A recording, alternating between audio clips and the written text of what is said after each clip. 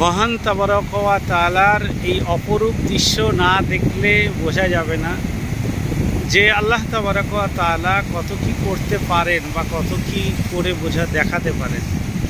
আল্লাহ তাবারক ওয়া তাআলার সৃষ্টির প্রশংসা করে কেউ শেষ করতে পারবে না।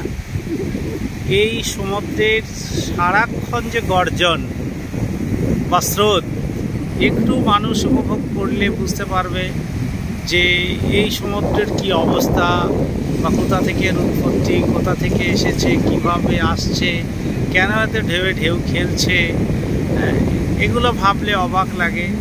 এত কিছু দেখার পরও আল্লাহ তাবারক ওয়া তাআলার কাছে ঈমান আনতে পারছি না, আল্লাহ তাবারক ওয়া তাআলার কোনো কবুলিয়াত স্বীকার করতে চাইছি না।